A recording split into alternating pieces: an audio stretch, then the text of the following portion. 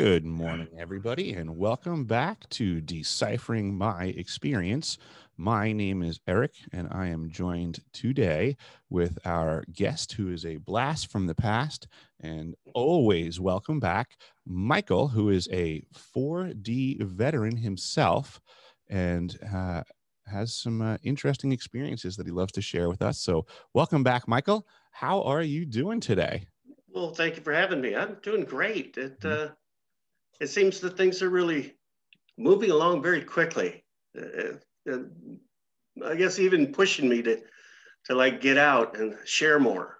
And I think we were talking before about technology. My computer's pretty much holding on by its last legs. And I was like, okay, I need to get a computer that I could do editing with and bring in, like, if we're talking right now about let's say I was involved with time travel, and I say the Blue Beam Project, and then I say, well, go to Norway Spiral on YouTube. Well, to show you what it does, it opens a doorway. Well, I would like to be able to just put it right here, or go right to that video to show, because a great number of people don't have the time to sit down and then do the research after the video. They really advantageous to have a quality presentation. Yes, I think what people need is that to show, okay, here's the evidence. Here's what I see to be, because I can see it here, and show even numbers and such, papers, whatever you want to do, is reference it immediately. Right in one video. So I think it would help people a great deal. I have the time to check different references, to sit down and spend an hour or so on one subject and check, where's it coming from. I don't think people have that time. I feel like it's like being a teacher, right? So you need to have the right tools for the job, and we're digital video presenters now. We're in a digital video format, and how do you best use the tools of that trade to make things function? And I'm just learning that there's a much better toolkit available than a laptop. From what I'm learning, a laptop in the audio visual industry, it's like a Leatherman. It does a whole bunch of everything, but it doesn't really do any one thing well.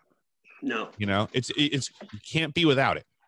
Yep, you're gonna have a laptop and you're gonna have a Leatherman, and they're both gonna be on the job site. But the reality is the Leatherman is not your go-to tool for everything. There's always something better than the Leatherman. It's just something you use in a pinch. Yeah, this one's just hanging on by a thread. Yeah, but even if it was in excellent shape, you'd have great difficulty. It's limited. Yeah, so you can only do so much with it. Yeah. Yeah. But like we had mentioned in our possibilities, getting back to cool experiences and our ability to fold in technology, Micheal had sent me a video that he had said that we can share, and this was I guess you talk it up a little bit, and I'm going to try dragging this thing over as it's right out back where I live in an apartment complex. It's surrounded by woods. We're downtown Mount Shasta, but it's woods everywhere. I could just walk to the store in the woods. And I walked the other day and I looked down and I saw these tracks that caught my attention. So I went back and I got my phone, and here's what we got. So you're seeing it right now, correct? Yes. Okay, so here we go. This is Michael's video from his walk by the tracks. Okay, I can't see anything, but look at this steps. This person, they're about 4 to 5 feet apart. Steps on the right are mine. Whoever this is has an extremely long step and very small feet. And it continues, and it doesn't look like the person's jumping. That's about 4 to 5 feet apart. I'm 200 pounds. I barely go through this. If you look, I'll put my foot next to it. I stomped on that. That's all the way down. Odd. So I actually went back with my tape measure and I laid it out center to center. Those footprints were 63 inches apart. Wowzers. And there's no human being that I know of that makes tracks like that. It didn't look like it was running. And when I looked at them, they looked pretty much straight. Mm-hmm.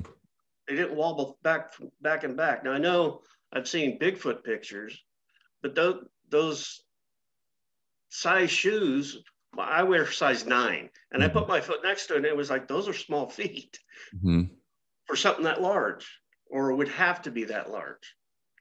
So of course I came to the computer and looked up what a normal stride would be, which is about less than half of our height. So when I multiplied it out, a person with that stride would have to be about 12 feet, 0.7. And I'm the only imagination that I have on this is like, and it doesn't even look like it from the feet, the prints, right? Was it theoretically, was maybe someone running and had such a stride, but those footprints don't have to me any indication of a like rapid advancement. They're placed. They don't have, there's no movement to them. So it's like the only way my brain can go to try to legitimize the increased stride would be rate of speed, but the footprints would look different. You don't see speed. Yeah. Yep. And I would think because hunters like this, because they in the snow, you track by the footprints. You know, I love to go out when it's snowing afterwards. You could tell what kind of animals and everything that come around. Absolutely. And that caught my attention. It was like, what in the world is this? And so now I'm thinking, okay, what am I missing? What's going by here at nighttime we don't know about? Right? Yeah. And it's kind of like for me to start paying attention to, because I know of the ships and such, and I know how to catch them in movies. I went through hundreds of hours on my last computer, had it where each ship I caught in the movies and what type it was, what type, triangular, looked like a TR-3B, exactly what minute. Well, we had a flood from apartment upstairs that took out my computer, took everything, gone. The apartment was empty. So that was kind of a questionable thing. And now I'm thinking, okay, this one's falling apart, this computer. At least I need something I could do some video editing, somewhere I could do very minimal stuff without getting like what you've got, you know, be a little too expensive for me. You know, but the return on the investment, though, technically. Yeah. I get what you're saying, but at this stage of the game with what you're intending on doing, it's like retooling a truck. You're going to be retooling a truck anyway right now. You're going to be spending a certain amount of money. It's just some considerations as to what might be more value-added purchases. That's all. Yeah, now I'm looking more to something that has the power to do video editing and such. The minimum cost will be $1,000. Understood. Minimum. And then, of course, you go up to the real nice ones. I go, ooh, I don't think I can pay $10,000 for a computer. But there's a guy here in town that actually builds them. So he's pretty much cheaper, a lot cheaper. But he'll take from here and get, okay, what do you want to do? And he'll put the computer together. Totally understood. On a laptop. Yeah. I mean, I'm in the same boat right now. I'm all about learning and figuring out better ways and more efficient ways to produce content and get that information out there and integrate with people. I'm so happy that I have the holiday season is over because people are coming out of the shadows again. People want to do interviews again. I get that the holidays is a very busy season and people have their nose to the grindstone, but I have a full schedule of folks that want to talk and chat. So I'm so happy to have the studio growing and for all practical purposes. I have a producer in town now. I have a guy helping me out, lining out interviews and stuff like that and getting things dialed in. And there's radio shows going on. There's TV shows coming down the pipe. So there is stuff going on. There is speed and momentum picking up. This is a fantastic time. Happy New Year. Yeah. And I think it's, for me, when I go to sleep, I go to my, what I call night job, and I'm being pushed more to help anyone. It's like, okay, it's even if you just open a door for them, that's just a metaphorical door. No, but even literally. Yeah, do it. Mm-hmm. And to hear a lot of people want to talk, to me, it confirms what I'm getting is a bigger push to wake people. It's almost like it's being pushed from within to open up everyone. You have to open up.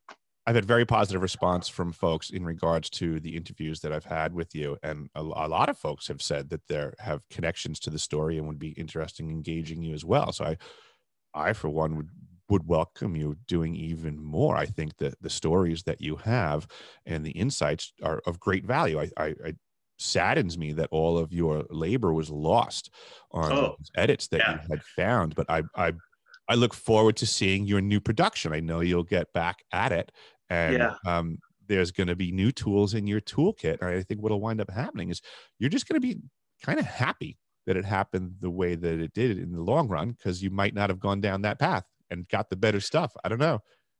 And that's the thing. If this thing, I may have sat with this thing for a long time with my computer not really being up to par. You know, I've upgraded it, pretty much went inside the thing when you're not supposed to. And I did as much as I could, but we're at the end of the rope now. But it's, for me, it's like I can talk about certain things, but if I can reference, let's say I'm talking about the inner earth and the earth being hollow, I would instantaneously revert or tell people to go to the what's called the shadow zone in geology. And it shows how it within a certain point underneath the earth, it goes into a black zone. It looks like a ball. Okay. And they say the S&P waves don't act correctly in there. Well, a Cornell University scientist simply changed the model of the earth to hollow. 7,600 earthquakes with the event, because there's monitors all around the earth. 7,600 earthquakes that he put through the process of the computer, all the S&P waves came out perfect because he had the hollow earth as it being hollow as a model instead of being, you know, such and such. And that's why there's a lot of people talking about underneath, I think San Diego, underneath the plate of California is another ocean.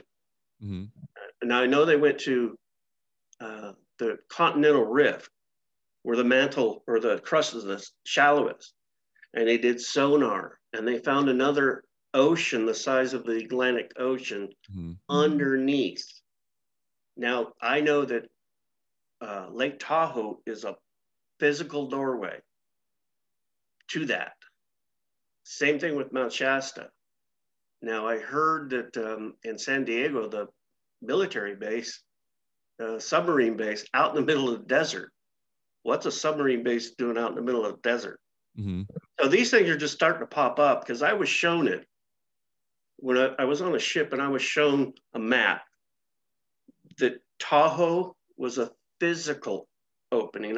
Now there's other, what you call vortex of energy that can open, but it's solid. If you're a regular person, it's totally solid. You can't go through.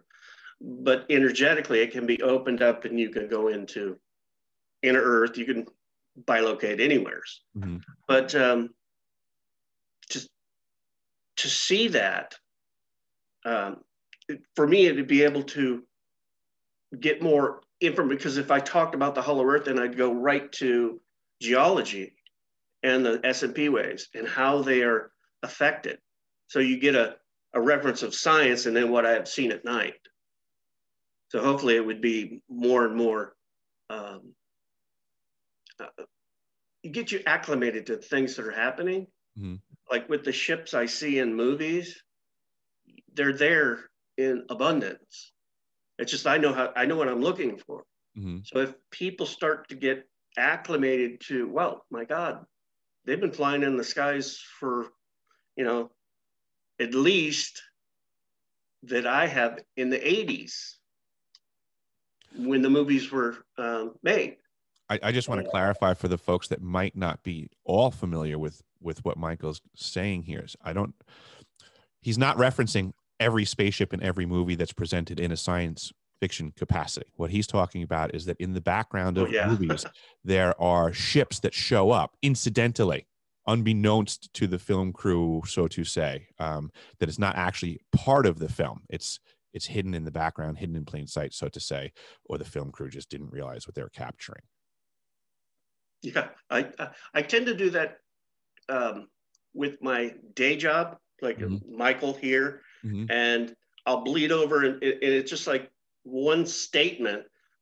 And my friends will say, "Are you talking about here or your night job?" And I go, "Oh, sorry," because I don't see any difference. So I have to be sometimes say, "Okay, is that your night job?" Or I see in your future a show just called Night Work with Michael. Night Work. Well, a friend of mine, he came from Sweden and he stayed here for a bit. He says, "You should write a book." And I know that the title of the book would be My Cosmic Night Job. There you go. And I thought that would be really good.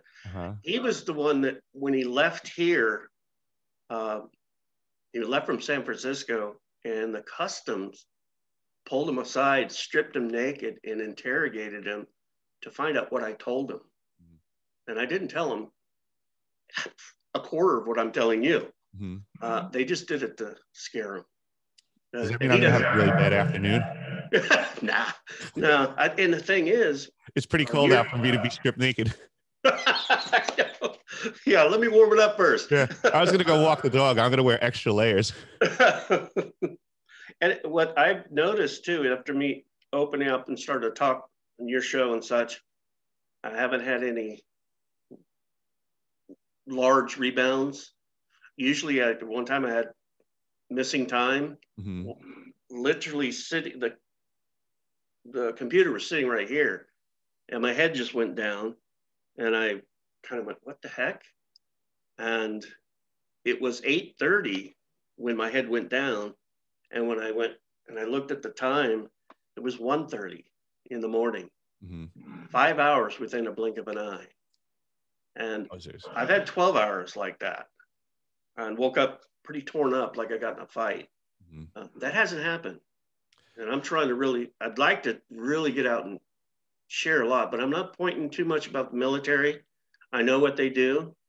I don't know what's next. Like this, just recently I saw a video on the Tennessee explosion where they had film of what looked like something came down and ionized the air right around the street. And then it ionized and then disappeared, then the explosion. I was saying, well, it's probably a laser. I don't know about these things. I don't get to see them before it. There's a lot of this tech that does exist. And I suspect that RV that they were saying was laden with explosives wasn't. It was just a receiver. It was like a something to hone in on, something to find. Like that's what we're going for with the laser beam, boys. And it is. That's exactly what it looked like. Yeah, I mean, it's unfortunately, a lot of reports from the scene of that false flag incident from the locals on scene were that the vehicle was emitting a warning for a very long period of time. For what, an hour before? Some ridiculously long period of time. Yeah. So, I mean, it's not an accident when people can literally stage an event in real time in front of everyone and then call it something else. I mean, it's shenanigans at this point. People really have their heads up their butts if they can't see what the mass media is doing.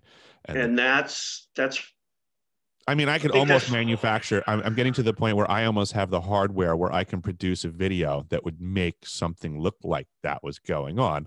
I just don't have the billions of dollars to broadcast it, to simulcast the event.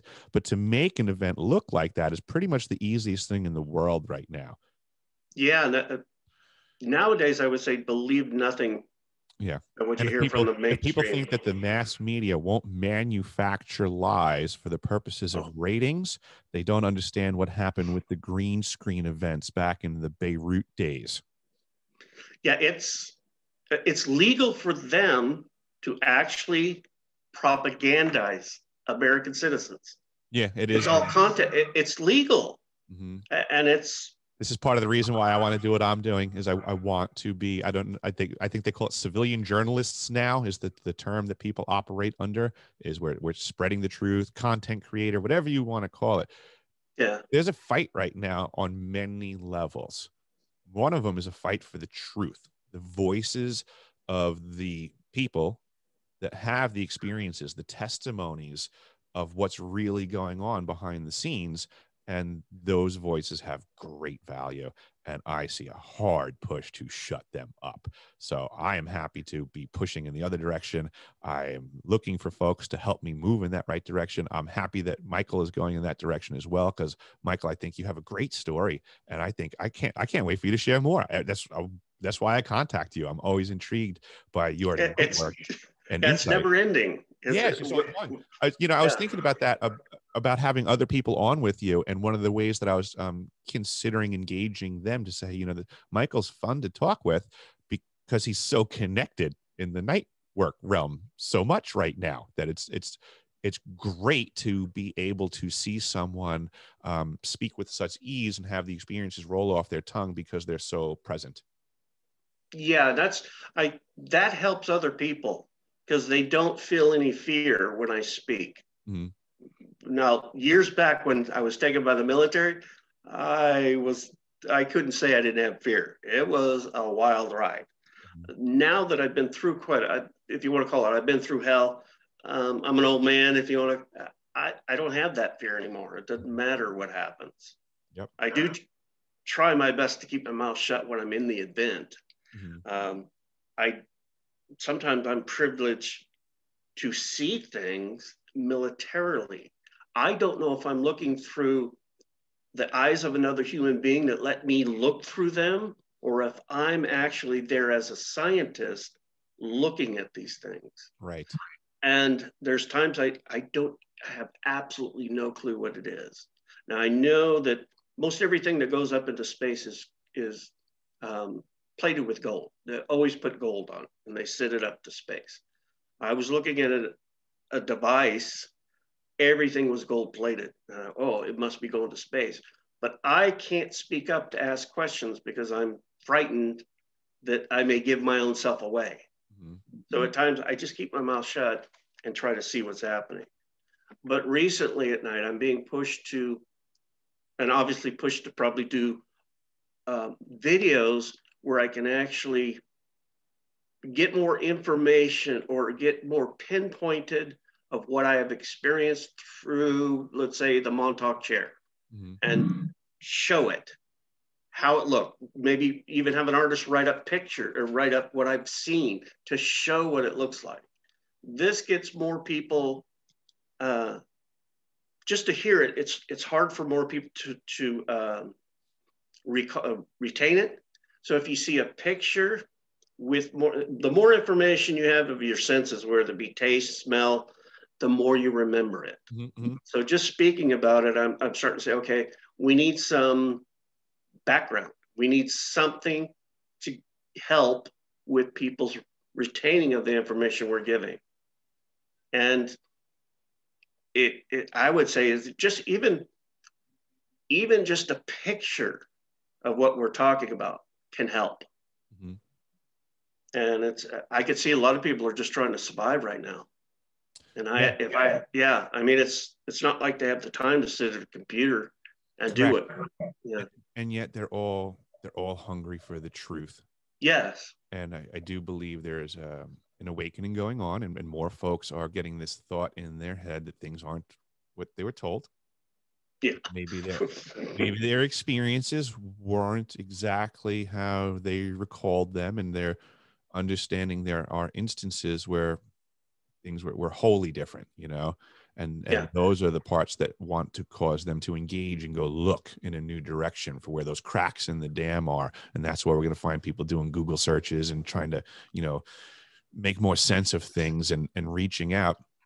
I like one of the things that Tony Rodriguez had said about trying to bring memories back of times and stuff like that. And he said something to the effect, it's like, if you want to remember what was going on at your 10th birthday party, you don't necessarily, you can't just sit there and think it out. And, you can try, but you're only going to get so much. But if you can remember, hey, at my 10th birthday party, my friend Lee was there, and so was my friend Harry. Let me call them and talk to them about my 10th birthday party. And that's a way that can help bring back memories mechanically through effort. You can now, work through the motions by getting in contact with the people that were there, and then trying to connect, I guess, on an emotional level will help you pull memories back. If you can reconnect with the emotions of your past, should very much help you to connect to the memories as well. Yeah. And when you're talking about meeting up with other people, like, and just doing it this way, I've met some people in my life that immediately just looking at me knew, and they started talking about things. I went, okay, whoa, time out. Let's go over here and talk alone. Mm-hmm. So if I'm to meet more people, I think they may have even been there with me. One time I was in Walmart and I walked in. This guy came up to me to shake my hand and said, "Hi, Michael." And I looked at him like, "Who the hell are you?" He immediately turned around and walked away. Mm-hmm. And I knew, wait a minute. He should have said, "I'm sorry, I thought you were this or that." Well, obviously, to me, it was that I was still in a project that he was out, and he knew me. Mm-hmm. So I'd definitely like to start open up to see more and more people who speak, same kind of language. Because I think we're, when we start to connect, like you say, I think there's nothing that can hold that memory down.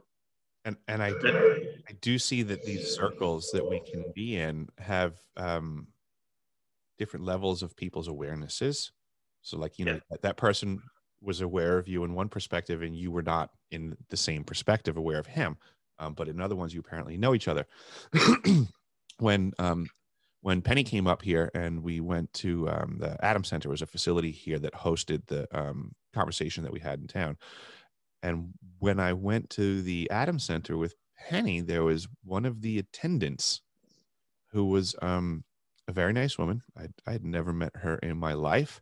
And she was beaming with smiles the entire time we were there talking. And, after the event, just, people had like a Q&A type thing. But she came over to me with a big, huge smile. And this had never happened to me in my life.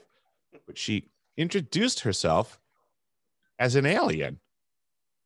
Really? She said that she wasn't a human, or that she's not completely human.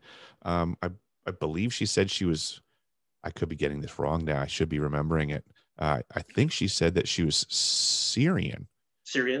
But the amazing thing was that she had a book to give to me.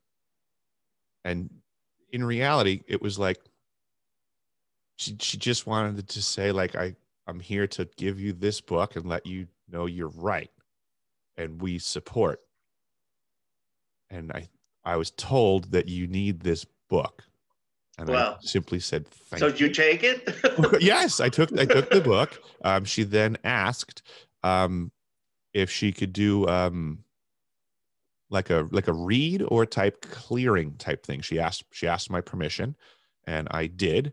And then she proceeded to place her hands about my head, neck, and shoulder area. And for all practical purposes, speak in a tongues I've never heard before, like in another language. And I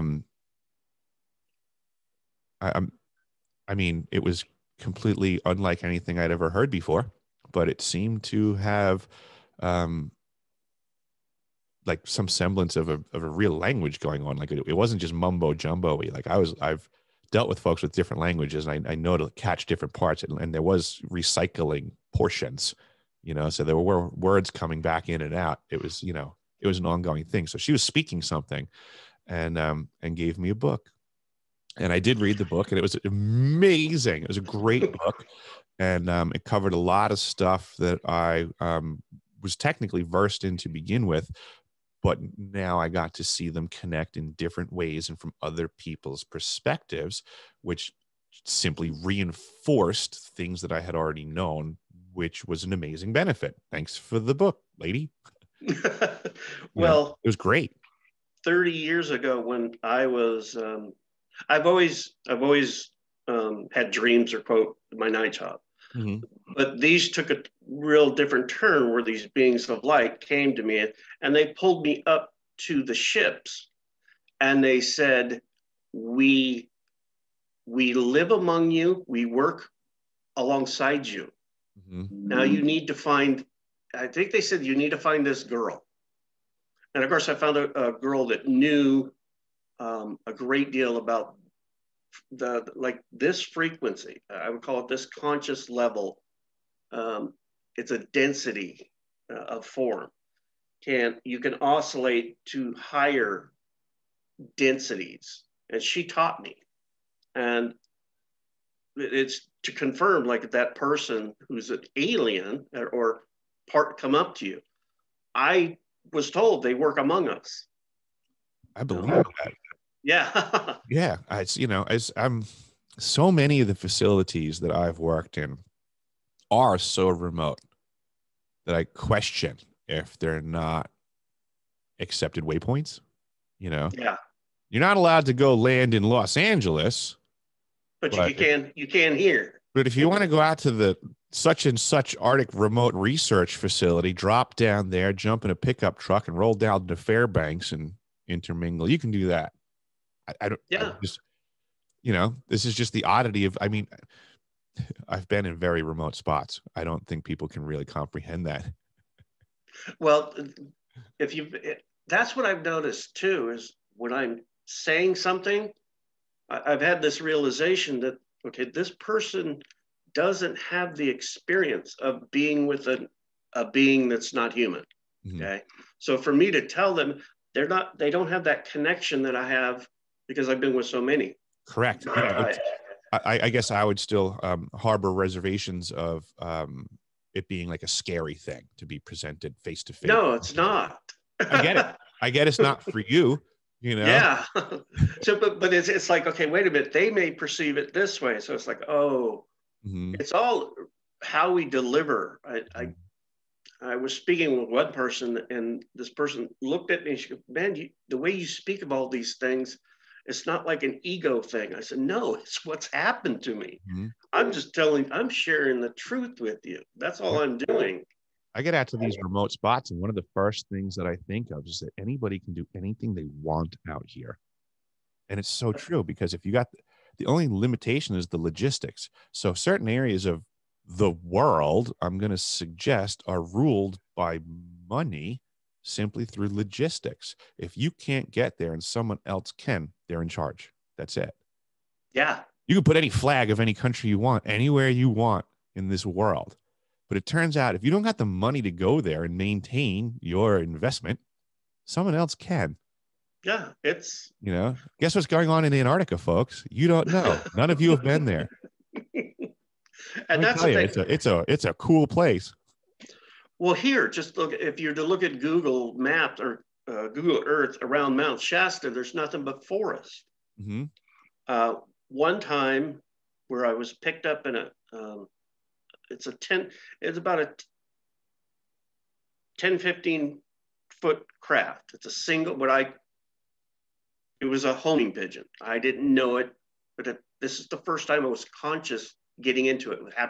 It landed right out in the grassy knoll right here, 30 yards away. I was at night, I woke up, I'm fully dressed, I'm waiting for this thing to land. In my mind, I've done this 1,000 times, but this is the first time I fully am aware of it. Mm-hmm. And it took me, I pressed open the thing, the glass door opens up and had one seat in it. And I jumped in right when I hit the seat, it up and started flying. I tried to take control of it and I couldn't. And then that's when I realized it was a homing pigeon. As we came over the forest, I'm looking down going, I'm out of control. I have no control. It's going to take me wherever.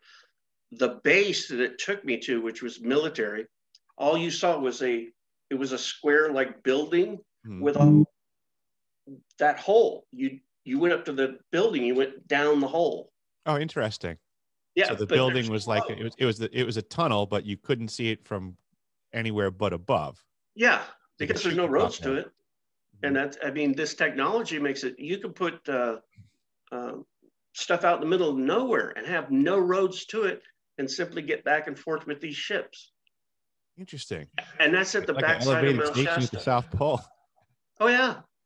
Yeah, well, what was it? When Admiral Byrd was down there, there was reports of seeing large discs sitting on the ice pack with no secondary ways of getting it to fly. You know, usually airplanes in that cold, they need all sorts of heating and battery packs alongside it to keep that sucker in the air. Yep. You don't need that with them. They found in his reports, there were statements about him finding oases in the ice, which, you know, that's a big deal. There's a character in his crew from back in the day. Lloyd Berkner was part of Byrd's mission. And I have tracked that guy down to be a very important person in both the Antarctic stuff and Operation Paperclip in Long Island proper. Oh. From what my research is, Lloyd Berkner was a pilot / radioman in Byrd's Antarctic expedition. And then he came over and got himself somehow hired on at Brookhaven National Labs in what they call a department known as AIL. And he had a desk in Brookhaven where it seemed that all of the Operation Paperclip scientists would report to. And I recently found out that, and I'm digging into this, I've only recently seen some evidence that Berkner was part of the original MJ-12. Wow. Now, I just ran across just a video I was listening to, and even before World War II, they were bringing scientists over. Oh, yeah, absolutely. Even earlier. Yep. Now, of course, the end of the wars was pretty much a free-for-all, because Russia was grabbing the scientists and we were grabbing them, but there's always been an influx. Absolutely. There's always been, and there has been since. Part of my research, which implicates Brookhaven National Labs again in association with the CIA, is a program they refer to as the mid-career course, is how they title it. It appears to be a cross-training program for our agencies and foreign agents, that we bring in foreign students to be taught at our facilities, but the facilities the foreign students are being taught at, not agents, students, are all CIA facilities, and Brookhaven being one of them. Yeah, I questioned my grandfather. Yeah. Because I looked up and trying to find more information on your family. My grandfather was supposed to have come from Missouri. And when my mom was born, I got to the page where all the people were born on that, just one page. And every parent was like from this St. Joe, Missouri, blank, Missouri, blank, blank, blank, wherever they were from. When it got to my grandfather, it just said United States. And I went, that's pretty vague. And this is part of, like, the things in my life I look up. It just, the more I dive into it, the more I go, okay, what the hell was that? Who was he? You know, so a lot of things around my life I question. Yep. Quite a bit. But it's interesting, and seeing how things are progressing, like people speaking up and such. It references to my night job, and it's like I get confirmation hearing what you're talking about, more people and what you're doing, getting more ways to get out. And I'm like, yeah, that's what I'm being pressured to, somehow to get it out, just to speak about it. Now the technology that man has can end all the problems we have immediately. They could if they were not mismanaged. You're correct. Yeah, yeah. And it's Buckminster Fuller was a very much a proponent for the efficiency of the labors of man, to be for the benefit of everyone. I was just talking yesterday with Veronica Bartolini, was on the radio show yesterday, and we were discussing that idea that industrialization as a time in our past, it was an event. Industrialization was a historical time period that we as a society went through. And we had a lot of promises made to us that industry was supposed to provide. And people don't realize that. It's like all these old commercials that faded away, you know, the old propaganda. Industrialization was supposed to get the working man, which at the time was the sole provider for the household. You only needed one, not two or more, to provide for a household. Things were different. Yeah, things were a bit different. Things are not that great right now, technically, folks. There's a higher possibility things could improve. Imagine if only one person had to work. But let's just go back to industrialization. There was all kinds of commercials and stuff touting that you'll only have to go to work for 4 hours a week because the machines will take care of it. So this was the benefit. But now somehow we went the opposite. Working just as much. We increased production. Everyone's like, well, that's great because we increased production. Really? Tell me how that really actually benefited your family and not someone else's. Yeah, now you have to have 2 people or more working 80 hours a week to make it. To get to that production, that they're still behind on the mortgage. No one's really contented.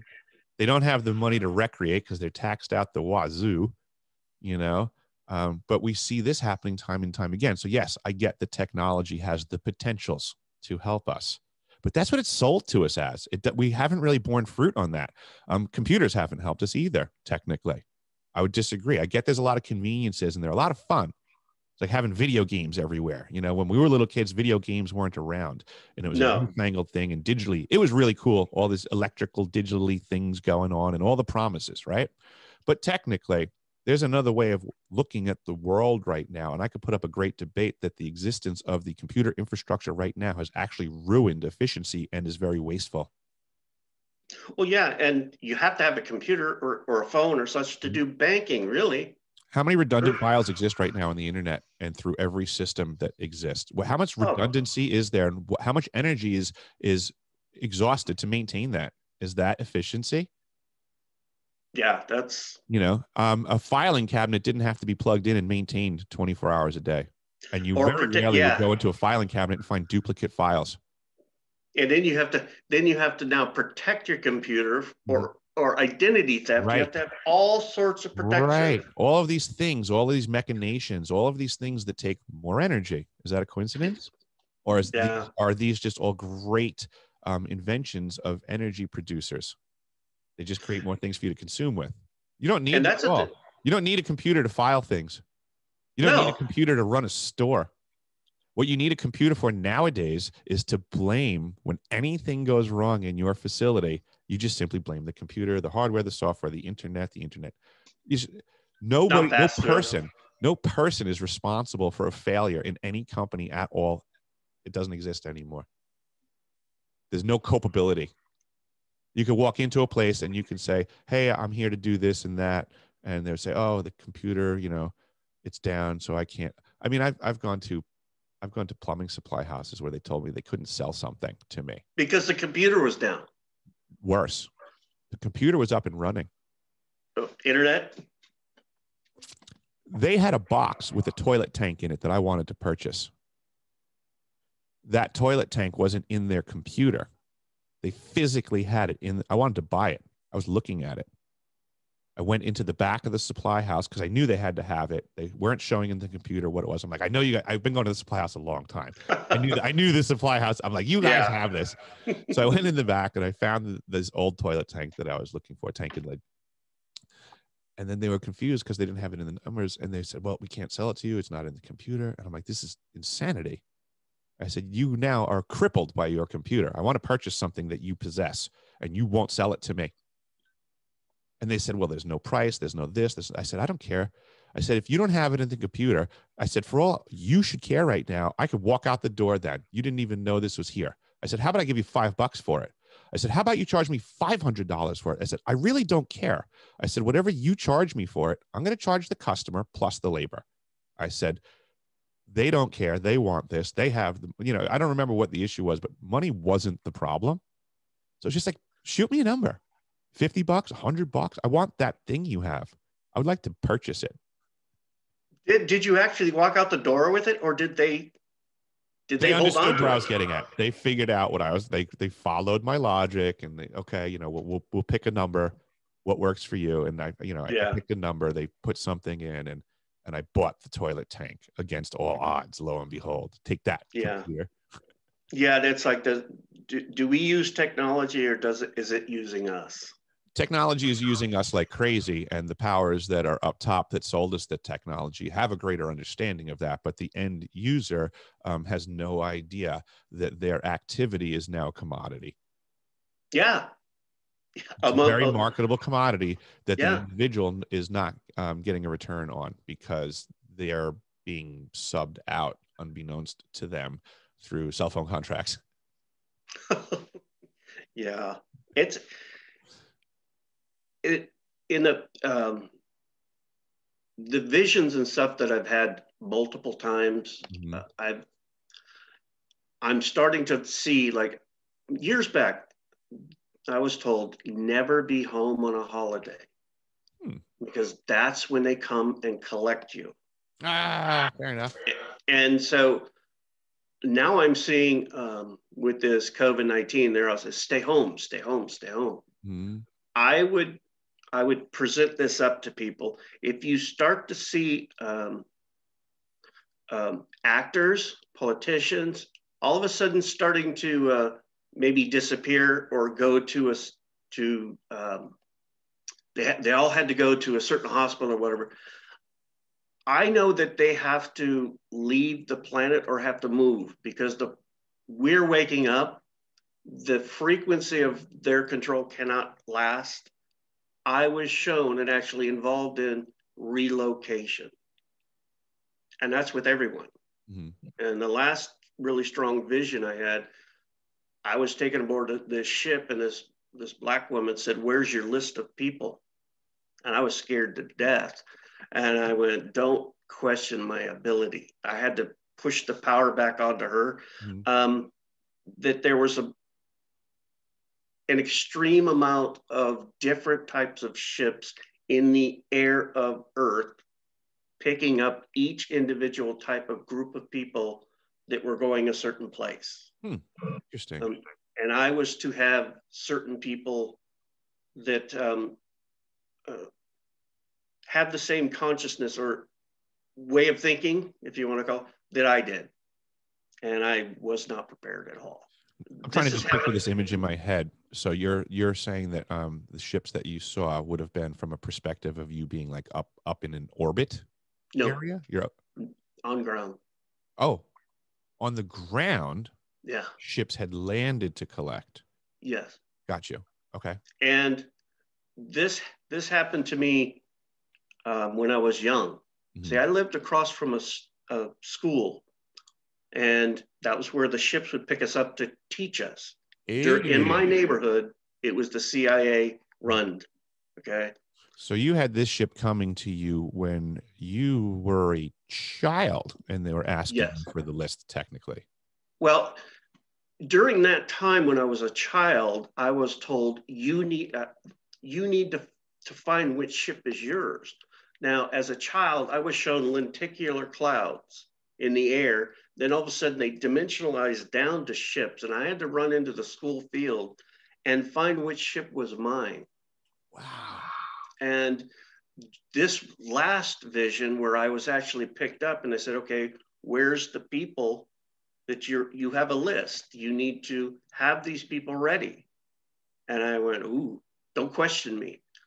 This has been a reoccurring one all my life. So now when I see, I'm kind of watching what's happening in politics and in actors. They don't have to go to work now. We're at that time where they're probably going to have to find a place to be. because not only the American people, the news around the world of people waking up is being squelched. Correct. There's a lot more people waking up. Yep. And what I see now is we're right in if you want to call it the melting pot of the world, where people are waking up. And I've been shown certain people can't move with this. For one thing, let's say right now you're out in your city, all the ships come down. I mean, massive ones, small ones, zipping around, and there's no sound. How many people in your city would have a heart attack and die? Yes, it can shock people to that amount. Yeah, there's gonna be everything under the sun when it really comes down to that level of disclosure. For sure, some people their minds are not prepared for this. Yeah, and I think that's, for me, that's why I have to shout loud and say, this is part of what I've seen all my life. It didn't even shock me though, because it's an event that would be something to see. One of my instructors in submarine school always said, "Forewarned is forearmed," and I've always lived by that motto. Forewarned is forearmed, and you gotta give that warning. You know, and you have that intel, you got to share it.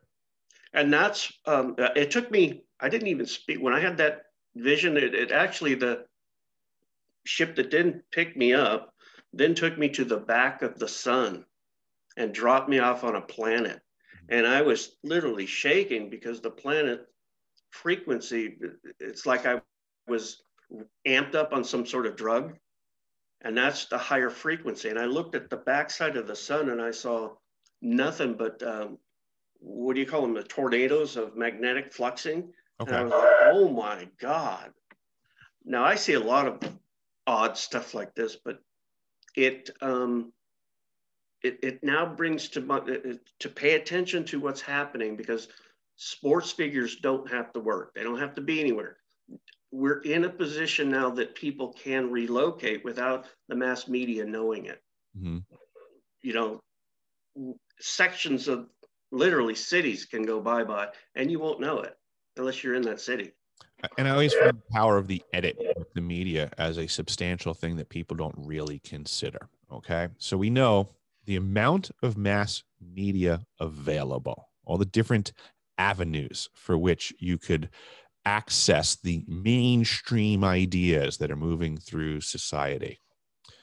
It amazes me that the conversation is corralled and limited to the topics that they throw there. With all the people and all the activities going on in the world, the fact that the conversation is always focused on the BS that it's focused on is the power of the edit.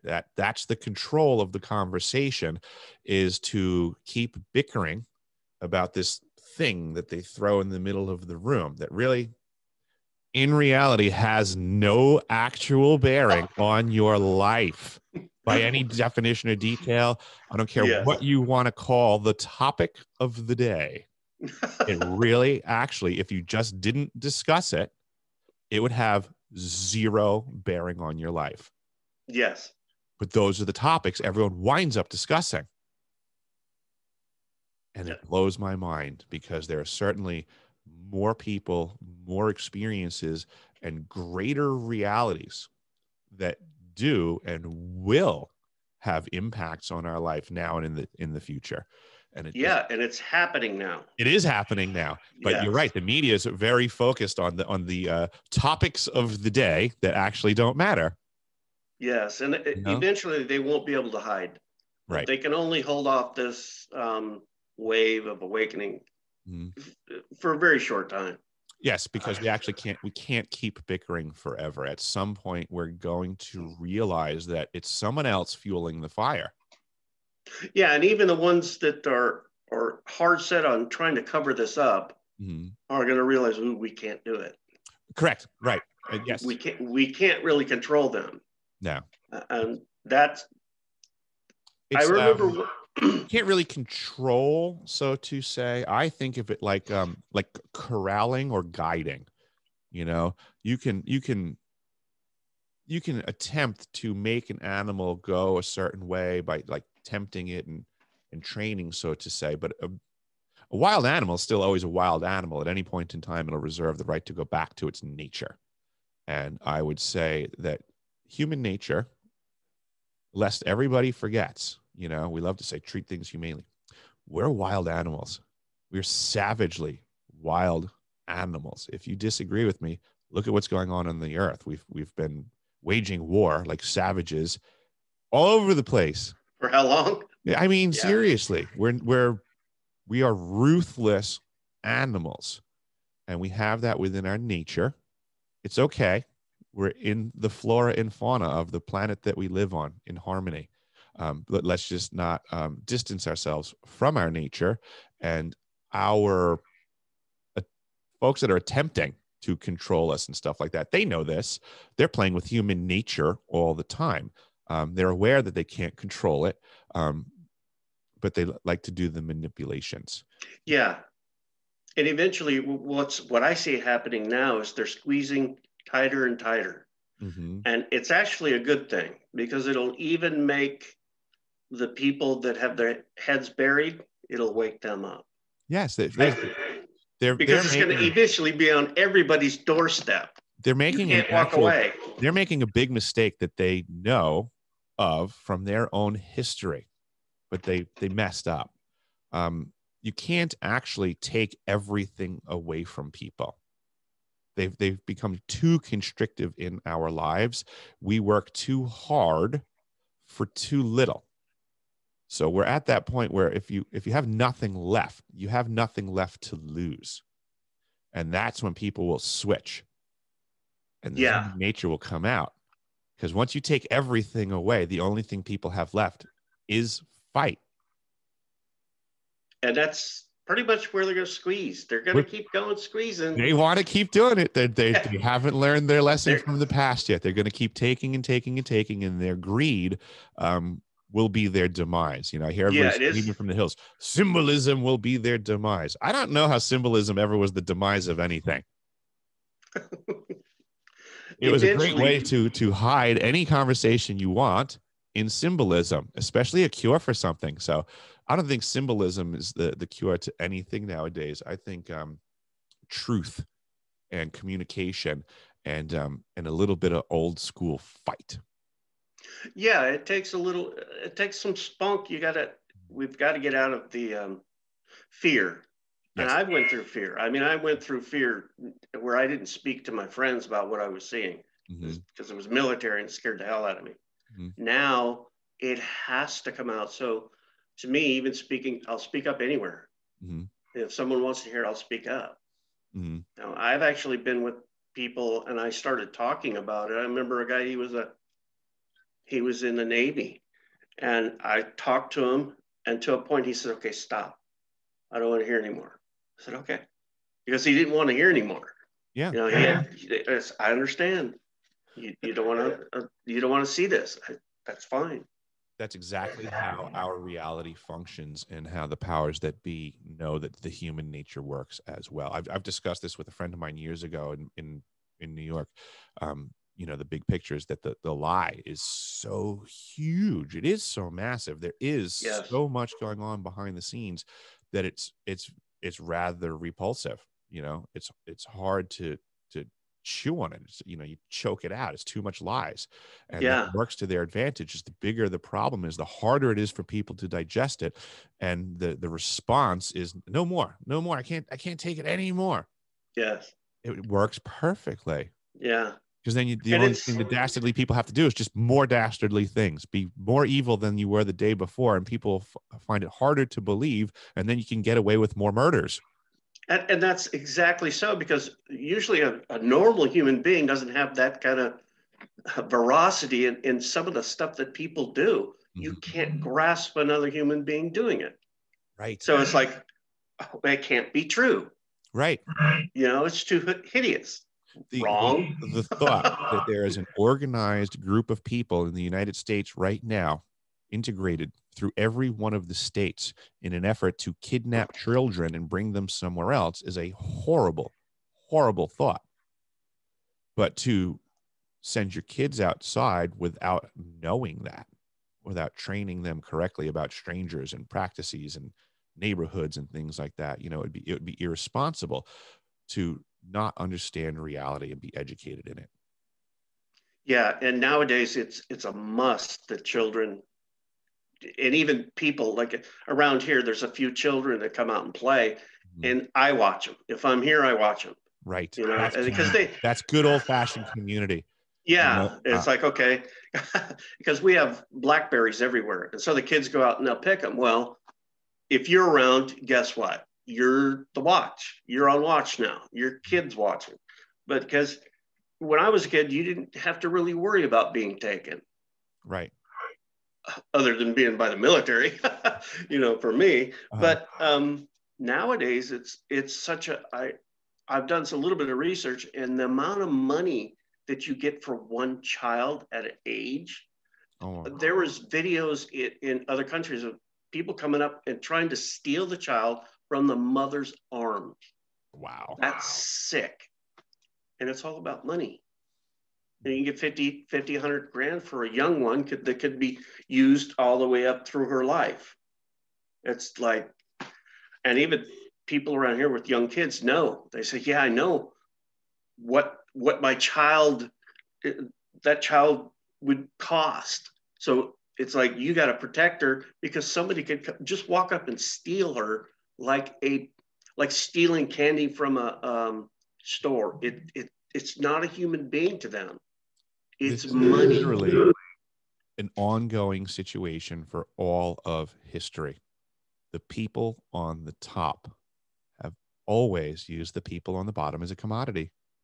It's that simple. Yeah. It's just, you can look in all of history. That's never changed. But for some reason right now, we cast a blind eye to it. Big time. Oh yeah. You know, and it's so blatant. It's so blatant. Mm-hmm. I've worked in homes on the North Shore of Long Island, very affluent homes, billionaires, all kinds of stuff. And they would have massive staffs in some of these homes. I'm certain in some of the houses that I was in, it was a questionable business relationship for the hired hands at the house. I mean, I'm certainly no expert, but I got questions. You know, I was in certain homes and in certain circumstances, just certain exchanges between the household help and the owners were different. Questionable? Really questionable. Extremely questionable. But I wouldn't. Well, and you're talking big money. Oh yeah. You're talking to big money. Yeah. Yeah. Yeah. I have, for all practical purposes, worked for some of the richest people in the world. And the reason being is you don't know their names. Technically, if you know someone's name on this planet, they're not rich. Those are like Bill Gates actually the facts of life. Yeah. They work for the rich people. Like Bill Gates, people think Bill Gates is rich. That's funny. People like Rupert Murdoch used to run Fox News and all of that stuff, and they thought he was rich. That's funny. Real rich people buy and sell folks like that, and they make sure you know those other people's names. You're never going to know their name. They learned that. They made that mistake years ago, and then people would come with torches and pitchforks, and they knew where the house was. Now you don't know where their houses are. You don't know what their names are. You don't know what industry they're in. You don't know what they own. You'll never hear a peep from them. But they own the people that own you. Yeah. Well, here, when I lived in McLeod, everybody talked about the Hearst Castle. Mm-hmm. And there's a castle out here in McLeod. I think they have 80,000 acres or such. And they're not supposed to take any pictures. I worked out there when I was being an electrician. Mm-hmm. And I love working at places where they say you're not allowed to take pictures. Then you're like, I'm going to get good pictures. I'm going to get some pictures. There was this marble statue of a woman standing with a buck, all marble. And you could see the muscles. I mean, it was a work of art. That one statue probably worth $1 million. And they had mansions everywhere. And a friend of mine took me up to see the castle. And it's massively big. And then they built up, I worked on some stuff up the hill where it was like apartment complexes. So they were building years back to house more people. Mm-hmm.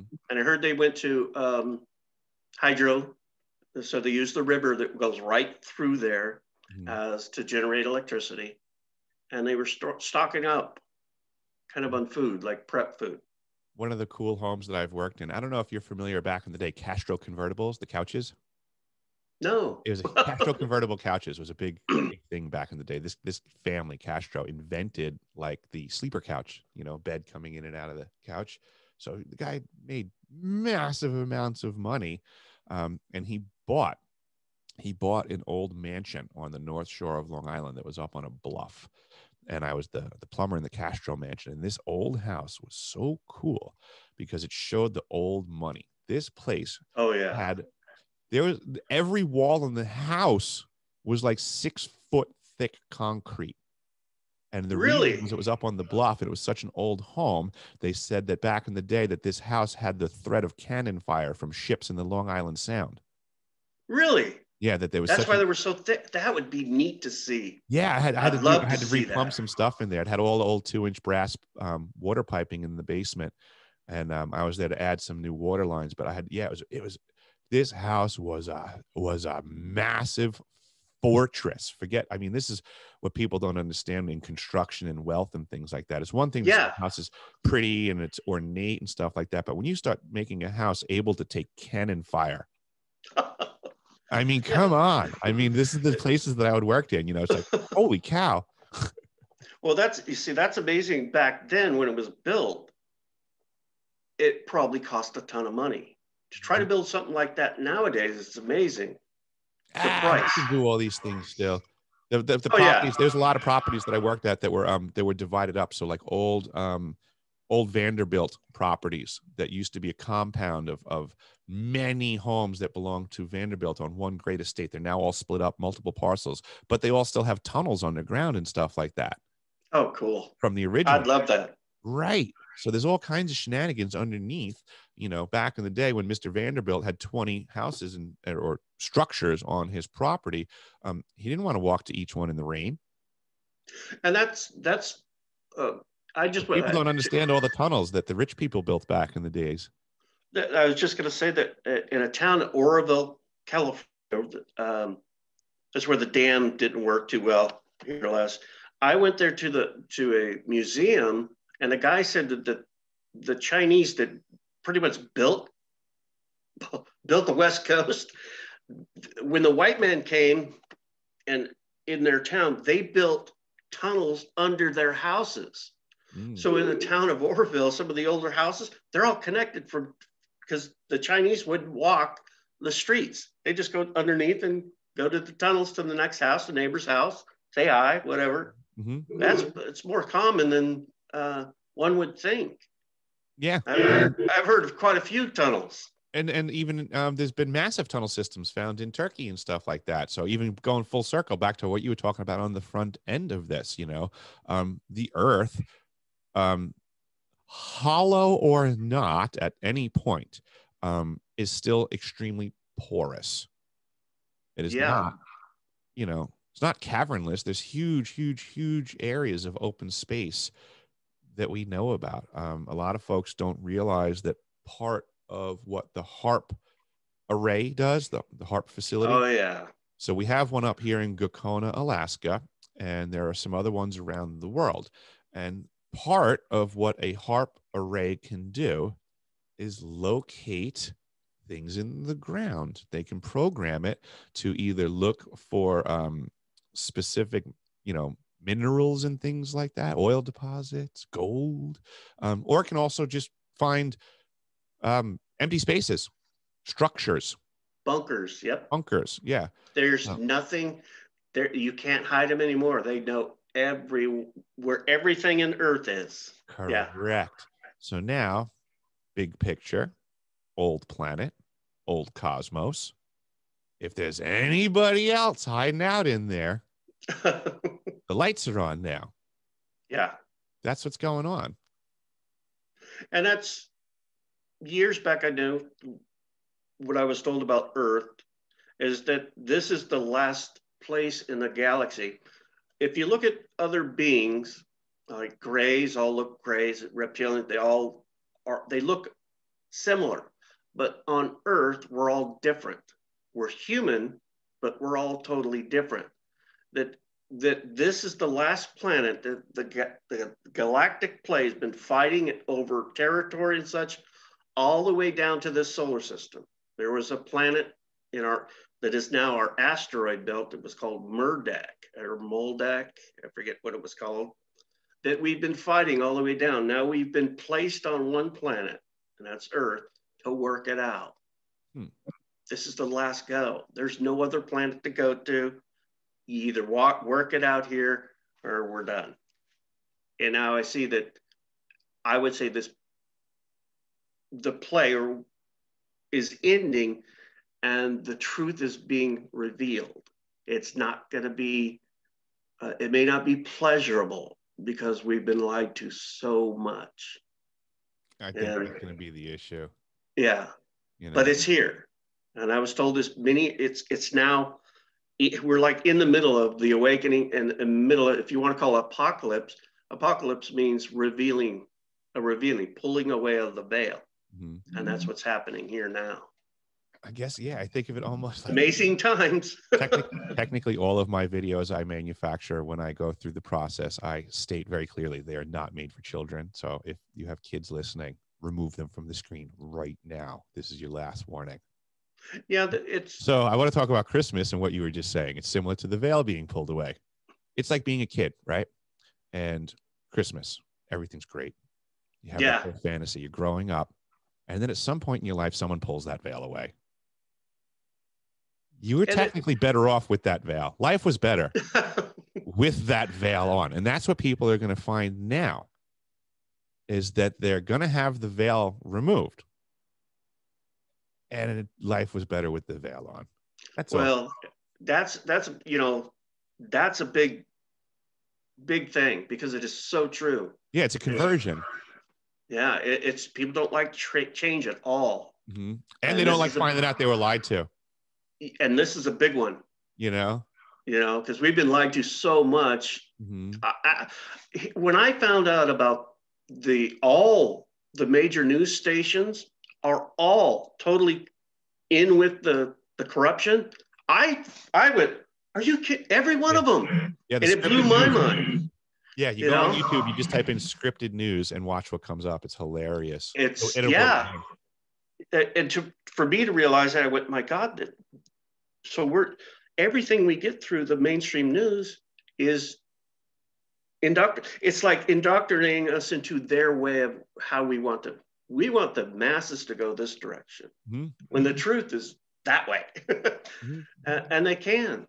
It's social engineering through manipulation of ideas and thoughts, and just simply having control over what people look at. It's not like the television back in the day where it was, there was so many channels that somebody could click on, and you have to put your content on that channel and put it at the right time, programming. Yeah. And then that way the people will see it at the time that you want them to see it. And then, blah, blah, blah. Now everything's targeted. Everything's weaponized. They're already reading your mind. They already know what you're currently thinking. And they know how many times they have to flash this other contrary image in front of you to change your mind. Yeah. There's a mathematical formula right now that people can just simply invest in. If people say, I would like the majority of the people in this country to use my product over my competition's, there's a dollar amount that you can cut in a check to make that happen. And what they'll simply start to do is change people's minds. You can call it whatever you want. Marketing, pop-up, it's changing people's minds. Manipulation, whatever. Yeah, that's all it is. You're changing people's minds. There used to be Coca-Cola, and then someone decided, I want people to use Pepsi. So they had to start changing people's minds. And that's what they continually do. And and a friend of mine's been noticing this. We'll talk about a certain product. Mm-hmm. And all of a sudden I'll type in my computer or whatever, and all of a sudden that product is there. or trying to advertise. So they listen to me on my phone or whatever, and they're advertising for what I just talked about. My phone advertises to me what my girlfriend talks about. I'm not even interested in it. My internet will start bringing stuff up because she said it. And I'm like, you mother. Yep. You son of a. Even my internet cares more about my girlfriend than me. Well, girlfriend. It's like, buy her something. Yeah, right. Technically. I guess it's a hint. Thanks. Yeah, it is. It is amazing as to how we're targeted in that way. Mm-hmm. You know, I'll type in something. I look for some lighting for a customer I had, and all of a sudden I'm getting books in the mail. Mm-hmm. It's like of their lighting company. Mm-hmm. You know, it's like, hey, I'm just searching. But it's getting to a point like they're trying to sell you so much. Everybody's money. They're trying so hard right now that one of the most common practices of the internet is sending you ads for something incessantly that you just bought. Oh yeah, that's my favorite. Huh? Yeah, you buy a tent, and the next thing you know, your whole entire ad stream is full of tents, and you're like, "I just bought one. I'm not buying another one." Yep. Yeah, I had to buy. Who designs these algorithms? I had to buy a new seal meal. I broke mine. Oh, geez. And immediately all these things come up. Mm-hmm. You know, it's like the same thing. Everybody's trying to sell you that whatever you're after, you'll have a whole range of it. And of course, people who bought this also bought this. Instead of throwing that in, it's kind of, at times it's funny, but you know, when you got to buy things, you got to buy things. You can see the engineering, you can see the intention, you can see that human nature, right? Like you just said, oh, other people who looked at this also bought this. Well, gee, Michael, don't you want to fit in? Don't you want to be with the cool kids? You should buy that too. You need that too, because otherwise, I mean, if you don't have those headphones with that phone, then you're not as cool as the people that like. It says right there, 400 other people also bought those headphones. So yeah, I go through that all the time. Yeah, it's funny, and that's got to be genuine. I mean, they can't just be manufacturing that for the purposes of selling you stuff. Hello, right? They may be. Yeah, I mean, it's got to be genuine. How do I know? Yeah, you know, I really don't know how they do this. I used to work with a plumber back in the day, and he used to drive him nuts because we'd walk into a delicatessen for lunch. And I'd go, how's the soup? And he goes, what do you think they're going to do? Tell you the soup is terrible? There was actually a place where I lived in Colorado, had the best soup. Mm-hmm. It's small. There's only 1,400 people where I lived. And it was at 7,600 feet in Colorado mountains. Greatest soup. I think it was Mennonites that made it. Mm-hmm. But I mean, everybody waited for the soup day, and they'd go have it. And there was a place you would eat, and they gave you the biggest portion for a great amount of money. I mean, I loved it. That was one of the things I missed about being a tradesman in New York, was just traveling around and all the amazing places that you can have a meal at. Yes. I had a coworker of mine, Alan. God rest his soul, he passed away, one of the greatest guys I've ever worked with in my life. But Alan was a coworker of mine that I could just grab him on the Nextel. We had the Nextels back in the day. I'm sure you remember them. I'm sure you went through the Nextel phase. But I would direct connect him on the Nextel. I could be in any town on Long Island, any intersection. I could call my friend Alan on the radio.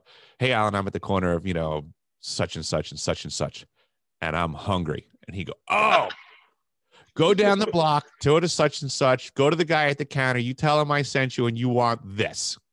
Oh, really? Every single time I would take his advice, hands down. He knew where to go. Oh, cool. That was his thing. He knew. We went to an Italian delicatessen one time, really, really, really nice, high-end Italian joint. And we were walking in the door, and he said to me, he goes, you got money on you? And I said, yeah, I got you covered. I figured he was coming up short that day, And he goes, no. He goes, I don't need your money. I said, oh, okay, whatever. He goes, do you have money on you? He goes, you got a lot of money. He goes, I'm going to order lunch for you. He goes, it's going to be really good. He goes, but it's going to be really expensive. Really expensive. You got money on you? And I'm like, I got money. It's cool. Let's do it. I totally trusted his palate. So he ordered just a foot long, like an Italian combo hero, the cold cuts, the peppers and all that stuff. But it was it was the best of the best of the best of the ingredients, like the soprasade, the provolone, everything was just ripping expensive, high quality imported stuff. It was like, I think it was like a $30 foot long hero, but it was all I can think of right now is that I wish I could spend $30 to get another one of those. Get another one. Yeah. Oh, amazing. Yeah, when you get to, there were certain places like in Colorado City had breakfast burritos. Yeah. When I mean, you couldn't barely eat the whole thing. And that when we'd go to that city, that's where we'd go. It's like, you got to have that. I was working at LaGuardia. I did a big job for the American Airlines hangar there, a 6 months gig or something like that. And en route, I think it was 106 that I was going down. And at the end of the road, I had to make a left. But when I had to go make that left, there was a roach coach, like a food truck sitting there. There was a line of like 50 people at it. So like right off the bat, I'm like, I need to see what's going on here. You know, yes. And that's like, if you see stuff like that going on, some podunk hole in the wall, but it's jacked with people at it, there's something good going on. And they had a breakfast hero that I would pick up. And it was like a foot long hero. And they would scramble like the eggs, the peppers, the onions, the bacon, so that it was like this homogenous thing on the hero. And then put shredded cheese over the whole thing and a ton of hot sauce. And it was divine. And it was like $4. Oh, yeah. You know, $4. Yeah. They're just like ripping them out of that truck and just cranking them out. They're open for like 4 hours a day in the morning, and that's it. And they just make $1 trillion making the exact same thing for everyone. It's like, do you want one? That's all you're getting. It's like, this is what you make. This is what you get. Yeah. There's one at down by the truck stop in Weed. Has the best tacos ever. And they're $2, little ones, you know, but it's so good. Everybody goes there. I've heard that about Colorado, Texas, and stuff like that, that you can get tons of cheap tacos that are really good, like bags of tacos. You can just go to a place, get a dozen tacos for like $5 or something. Amazing taste. Really good. Oh, yeah. That kills me. That's why I'm not leaving this planet, because I can't imagine that I'd be able to eat food anywhere else, Mike. This planet has good food. Does anything ever happen? Do you have any recollections in the night job realm of things like that are less mission priority, so to say, like less about the actual helping folks and getting people out of places? Do you have memories of recreational areas in these facilities and things like that going on? When we start talking, I started thinking, wow, did I ever eat out? That's what I was kind of thinking. Like, did you ever eat? You know, that's where my brain was going. Did you ever eat in the night job? Yeah, well, I did. But that was when I would be taken by the military. And at other times, I would just be kicking back and with other people that are not human, and they were showing me their planet. Okay. I was asking him, I said, well, what planet is this? And he turned to me and he said, the only reason you want to know what planet this is so when you get back to Earth, you're going to tell other people you're on a different planet. In other words, it's ego. Mm-hmm. And I stopped asking that question. Mm-hmm. He took me to a place we laid down, and there was he said, these are oxygen crystals, and they were in the air. And when the wind came through this up high, it made this tone, and it's almost like, you know, your wind chimes, mm-hmm. but massively larger. Wow. And the tones that came through were amazing. And I just laid there, and there was 3 of us, and I just laid there and listened to them. And a lot of times I get to do some of that. Now in the military, when I ate, that was when I met Hitler. I was at... that sounds like a bad meal. Well, actually, and I have a different perception, but I had joking. I had fried rice and salad, and I was looking at hamburgers that were done the way I kind of like them burnt a little bit, and then chicken. Mm-hmm. And then right next to me was a guy, and I turned to him and I went, "Whoa, that's Hitler."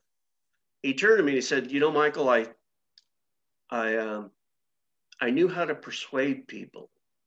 And he said, you just need to find your gift. And he walked away. Mm-hmm. I went, whoa, that's pretty good advice from considering who it's coming from. Jeez. When I physically was taken to work in certain projects, they have to feed us because I'm literally gone possibly for a week, but yet I would probably, my body would be gone for a nanosecond. Mm-hmm. In other words, they could put you back the very moment you left. And I've experienced that to where they put me back and I saw the clock turn to 6 o'clock twice that day. Mm-hmm. And so I understand time is not linear at all for me. Mm-hmm. But when I met with Hitler that one time, well, there was another time, it was in later on. I know I worked with the Bell ship, and there was a ship that had a gun underneath it, and that was my design. I had a recall of that, but it kind of freaked me out because here I am working on German stuff. Well, throughout my life, I've worked with German technology. Mm-hmm. What I would say is that back in the 30s, Hitler's wonder weapon was the field propulsion craft that would end all petrol use. Mm-hmm.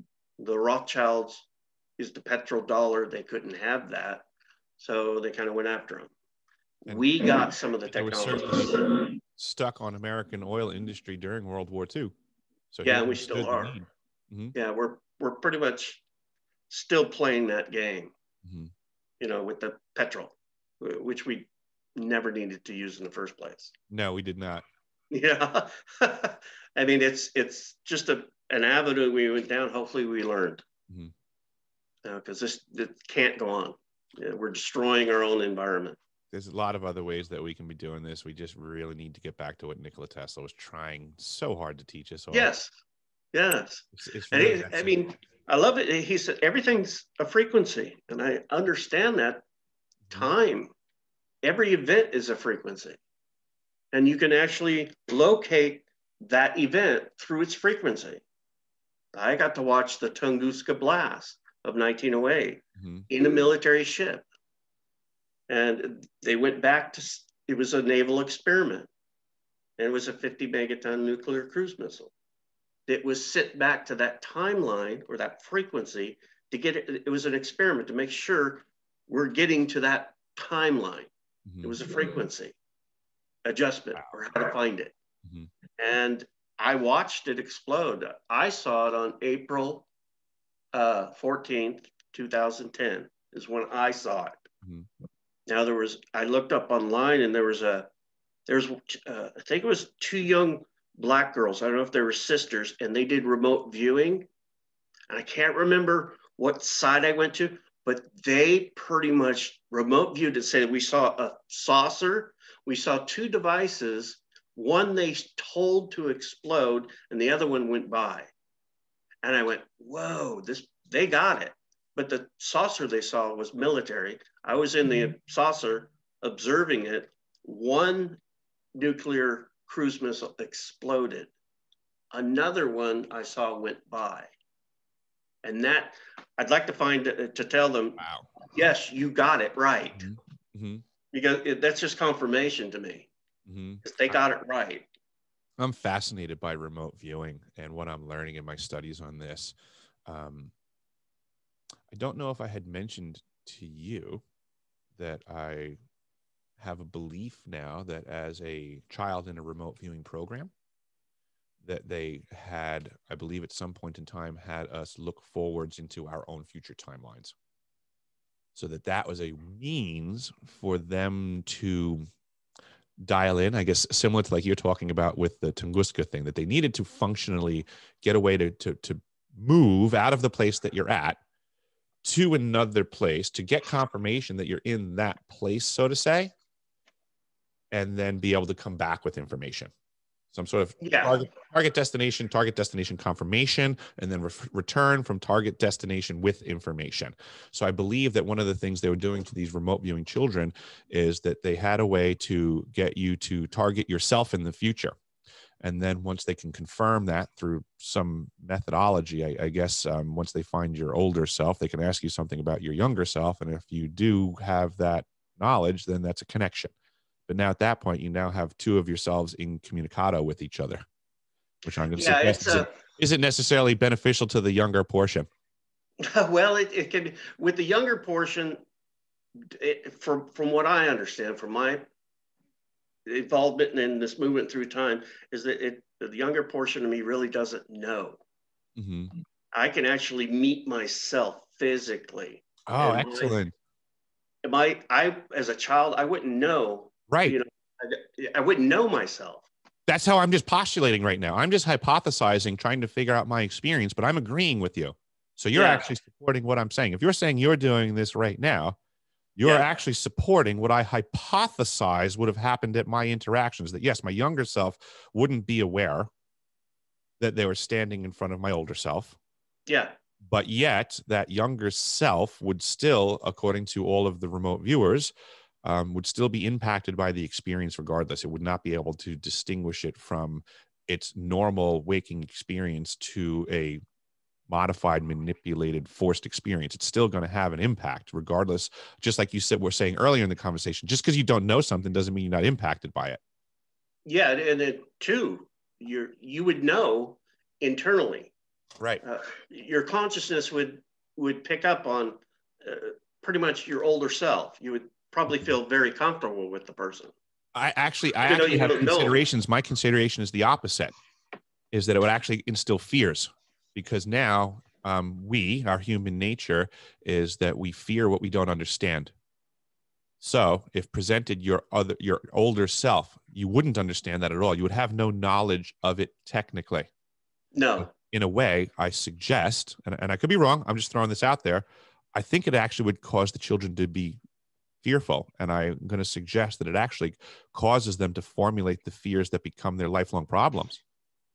That a lot of the viewing of your own future is showing that child something they don't understand, but now are also getting the feeling that it's coming down the pipe.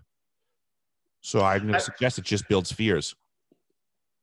For me, since I've been involved in so much, from a child, those fears, for me, were negate. Okay. What I've been shown is that anytime I look at something that's in the future, which I've seen, changes. I've seen my brother. Say that again. Okay. I've seen actual events in the future. And for one, I saw my brother die in a brown truck, broke his back, and he died in my arms. So I called my brother up. And I didn't put this together. I called him up and I told him about the dream. And I said, you may not want to drink and drive, and it was a brown truck. Well, my dad at the time was building a 72 Chevy truck, and it hadn't been painted. It was painted brown. He gave it to my brother. And I went, oh. So I talked to him again. Well, that event didn't come out to happen. The next vision I had was him working on a boat, and the boat had lots of holes, but he was fixing one hole. So me speaking to him changed this future event. This is what I get all the time. Sometimes I don't like to speak about even letting on to what I see, because it's something that scares the hell out of me. And if I was to speak it, do I cause it? Do I cause it to happen? Or because if I was to say, well, and here's something that they talk about, if you're powerful enough, you could say, okay, I'm the best economic advisor ever. And I said, guess what? This week, there's going to be, the financial collapse is going to happen. Well, you could have people panic, pull their money out, and cause the financial collapse. So I sometimes see things and I don't want to say it until I see other events. I can follow that. Yeah. Which came first, the chicken or the egg? And yeah, absolutely. That's exactly what you just described in the markets technically is the true market manipulators. The stocks will always go up from wherever they're at. They'll always go up. The trick to being a market manipulator is being able to make the market tank. That's all that's going on, is that companies get big enough to where they can screw with something one day and they know it's going to tank on Tuesday. So they sell all their stuff on Monday. The market tanks. What a shocker. And then everybody goes, oh, we all lost our money. Oh, we all lost money. You didn't. Money's not lost, folks. It just replaced someplace else. They have it. This money's not lost. You don't have it anymore. And it's because their plan worked perfectly and you got fleeced is just simply the term. Yes. And if now you can't control when the stock market goes down, you can't control the stock market. And you're just there to give money to the people that do. Yeah, look at it. The people that got rich during the 29 crash or whatever it was. Yeah. When the stock market crashes, products go down. So guess what? Don't invest in the stock market. Pray that it crashes. And then you can afford everything again. Well, actually, yeah. That would function. But instead, everybody doesn't afford anything. They invest it all in the stock market, and the rich people get your money back again. Oh, yeah. Because they know how to manipulate it. They know how to tank it and fleece it. And of course, everybody's talking about the Great Reset. Mm-hmm. Who knows when harvest? Everyone's about to get their money harvested. Yeah. Yeah. All of a sudden you have 100 grand in the bank and now it's 5,000. Yeah. They used to have some resets in other countries too. They'd come out with new currencies. This is not a new game either, folks. Yeah. Great reset. Yeah. It's not some out of the sky special thing, If the Great Reset isn't coming to us because we, the people, asked our representatives to re-legislate a resetting factor, guess what? We don't want it. Yeah. Where's it coming? Where's the Great Reset come from? I don't recall voting for the Great Reset. Who's going to do it? Right. Yeah. What are they talking about? Who are these people that are insane that are now sitting at home on their butts waiting for the Great Reset to fix their bank account? Well, it's going to fix it in a negative direction. Yeah, let's go. Let's talk about Santa Claus again. We were on that one earlier. Merry Christmas. Your mortgage is paid. People are waiting for that. Well, I don't know if that's going to happen. I don't think it's going to happen either, but people are actually waiting for that. That's part of what people believe is going on with the Great Reset. Maybe I should go run up some bills. I got credit. People are doing that too. What an interesting propaganda tool to let them think the Great Reset is coming. Maybe they'll go all and they go run up. I've heard even people I know that have multiple credit cards and they're $25,000 in debt in credit cards. I know people that have stacks of credit cards like that.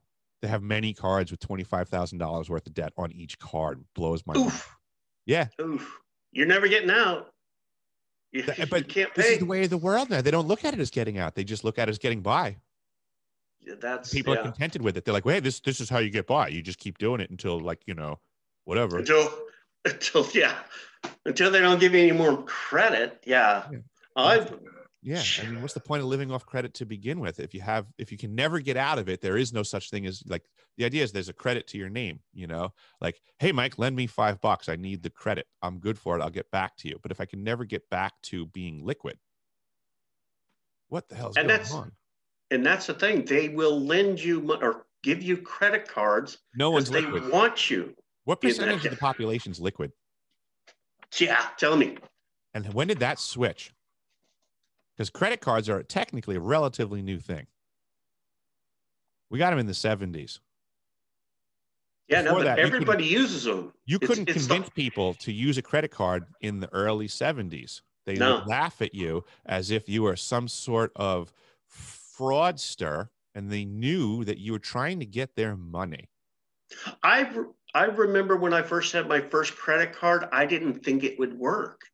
Mm-hmm. How am I going to take this card and go buy something? I was like, I handed it to him, and then I bought a pair of Universal or some weights way back. Shit, you're talking about, I was in my teens, I think. That was a long time ago. And I bought on my credit card. I couldn't believe it that they let me take the weights away just for signing my name. I think it's funny that people don't realize what we had before credit cards and how credit cards are actually worse. Before credit cards, we had loan sharks. Yeah, credit cards are worse. Credit cards are way worse because a loan shark only charged 10%. That was it. That was if you're an a-hole. But you could probably get better rates. But worst rate from a loan shark you were going to get is 10%. And I'll tell you what, nowadays with some of the credits that these people are running up. 29%, I think. We're in California here. 29% interest, and people got $25,000 on a card. Then they'll have another card with $25,000 on it. I'll tell you what, I'll bet you a lot of these people nowadays would rather just have their legs broken than have to pay those debts off. Yeah, because you can't get out from underneath. I mean, seriously, I'd rather deal with a loan shark. You'll get a better deal. Yeah. Now I know in New York that what is it? It can't go over 25% or something because of racketeering or usury. Yeah. It's unbelievable that what people will loan out at this rate, and they don't even know they're cutting off their nose to spite their face. Yeah, we'll see. I mean, we're in a time frame right now. I'd say within months we're going to see some drastic changes. Yeah. Hopefully for the better. I see trend lines moving too, but I'm not succumbing to the optimism for optimism's sake. I can't be naive. Pretty much wait and see. Yeah, I mean, I'm very realistic. I'm a hopeful person. But there's this thing nowadays, people aren't familiar with the term toxic positivity, and it's just unrealistic. It's just being hopeful no matter what for hopeful's sake, and life doesn't really work like that. If someone's coming at you and they're about to punch you in the face, you don't go, I hope he trips and falls before he makes contact. Yeah. I'm going to think positively that he's not going to make contact now because I see he's going to punch me in the face. So I'm going to think more positively and do nothing. Here's the thing here in Mount Shasta. I mean, a lot of people think like that. Mm-hmm. They say, well, I'm just going to think positive. Well, can't you see what's coming down the pipeline? If you're aware that the ship is sinking, no amount of positivity is going to make the ship come about. Right? Yeah, as floating. Now we're floating.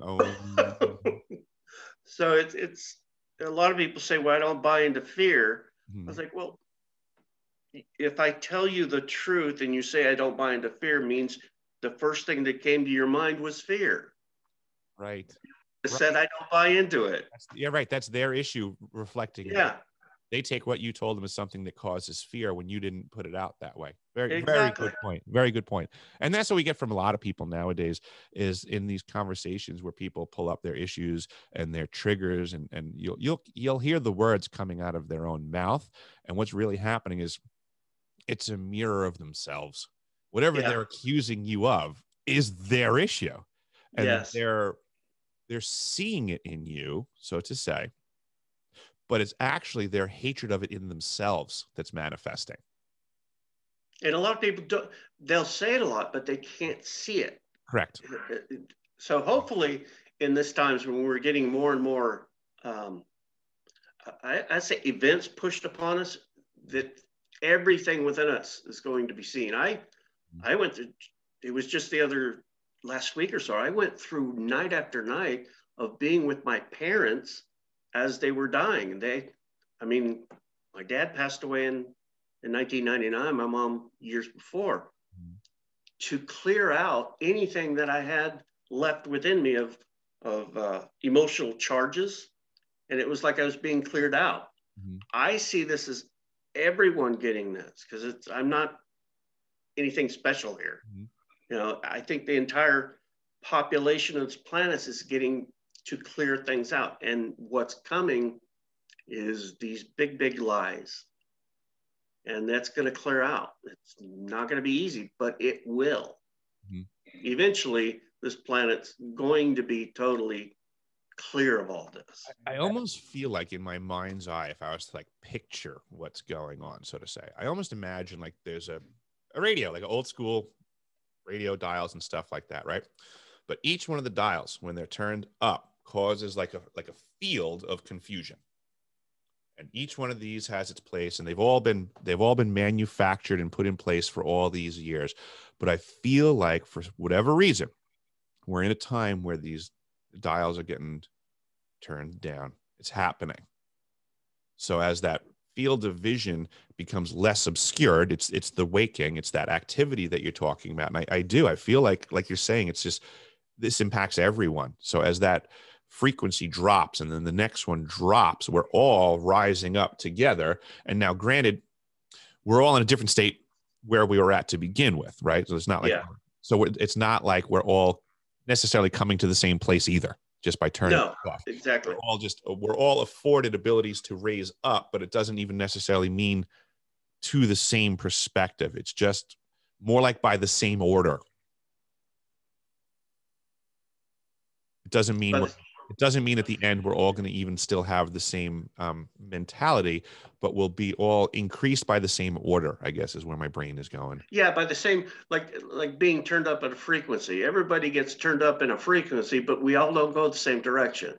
Yeah. A rising tide raises all ships, so to say. We're all being our dinghy. Yeah, there you go. That's a good one. Upwards, but when all is said and done, we're all going to still have our distinct differences and all of these. Yes, that's a good analogy. I like that one. Yeah. And and then what's happening is more and more the entire planet is raising up, and even the frequency of the planet, you could look at. I think it's gone up a few hertz. That's normal. Oh, something freaky on the Schumann chart earlier today. If I was looking at it right, it went pretty high. But, and these fluctuations are breaking through our consciousness, and it will. Some people have vast awakenings, and mine was like slow, but at times I would get pulled out and shown a lot at a certain time, which kind of wake me up, kind of freak me out a bit for a while. So I'm lucky that throughout this entire life I've been shown things, so it doesn't scare me too much to talk about it. I don't mind talking about stuff either, but it does get interesting. My night work has picked up since you and I have been communicating, but it's rather interesting. You know, there are times where I launch out of bed because, just like you said, sometimes you see something and it just is what it is. You know, you're literally, flat-footed on the ground. Yeah. Well, that's good too. Connecting with people. And actually connecting with them. They're just talking like this, but when I look back at the dream I had, even the paint was it was almost gray, like you paint a ship. I don't see it being blue. It's it's a specific color. Yeah, it's that color, which is navy, which I didn't really connect until the next day. You said, "Oh, that's right. I'm in the Navy." It was in the Navy, and I'm a plumber. So then the dream meant. I was like, oh, okay. Yeah. We did connect. That was a good one. And it's funny too, because even like, I'm flashing back in my head to when you told that story. And in my head right now, I still have a good image of the picture you painted that day. So to me, that holds some weight. It's like you really drew an image in my skull that time. So it has pertinence, I guess you would put it as. Yeah. And you didn't tell me about being stuck. No. And that's what I had, that there was this person I had to go, he was stuck in the wall, actually. And it was just and it was so funny because I had just had the wherewithal to think it, but hadn't asked it. But then after the fact, I mean, that was the grand conversation. I have to find which one that was and read. And which one, because it was, now that I say, yes, definitely our consciousness did connect in that field. Whatever field of frequency it was. Part of me wonders if you have pictures of when you were a kid, because stuff like that intrigues me as well. With a lot of SSP, yeah, I have some. We started sharing photos of what we looked like as children. I wonder if that would blow our minds. Would you look familiar to me? Would I look familiar to you? It's weird because you never know. Because I did work when I was pulled to Montauk. Right. Yeah. Yeah. There's another SSP vet, Amaria, that I did an interview with, and I was speaking to her on the side, and she's talking about she wants to go Montauk. So she's would be to go there, and I was like, please, please, please let me know if you're going to go there. I can give you such intel on where to go and look and dig and find. If certain people were to go there, I think it would be interesting. Oh yeah, to say the least, because I'm sure the place is still monitored. 100%. And they would know who's on ground. So if certain people were to go there that were involved with it, they may get a little stirred up activity with the military, which would be fun. Yeah, absolutely. It would be fun. I have a friend of mine on Long Island right now who's been there relatively recently, and he said that there is a massive amount of work going on there now. New hatches are being installed on things that were previously concreted up.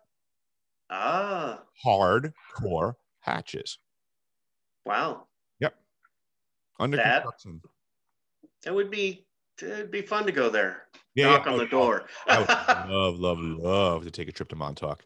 I could take people on a driving tour of Long Island and show them all kinds of shifty places. I mean, I could probably, like, looking at this system that I have now, I could probably take people on a freaking Google Maps walk through it and show you, go, hey, look at this. Hey, look at that. You're a tradesman, dude. I could do a Google Maps walk. We could do a Google Maps walk one day. We should do this.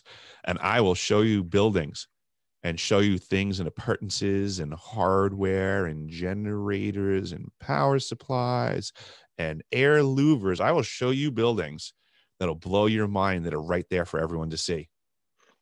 What I would like is, because if I'm in an area and I go to sleep, I connect, especially there, because I've been there through my night job. If I was asleep on Long Island, that would be interesting. There you go. It'd be interesting. Oh, maybe that might be something we'll have to do someday, is we'll do like some sort of a Montauk meetup. That would be cooler than all get out. There's some people that said they'd been there. I've saw those people in my dream, and it was like connected. I was connected to them, and they said they've been there. It's like, whoa, okay. I do believe there would be value to that. If it did turn out that we were in the program there together, I do believe there would be some sort of connection. So yeah.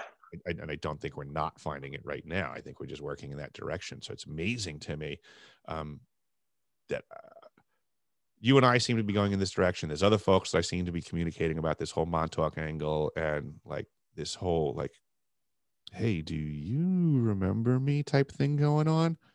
And I only have a couple of pictures of me when I was little. That's all I got. I'd be willing to show them to you, and I'd be curious to see what yours look like. Because if it turns out you throw up a picture of yourself, and I'm like, I remember you, I'm gonna flip out.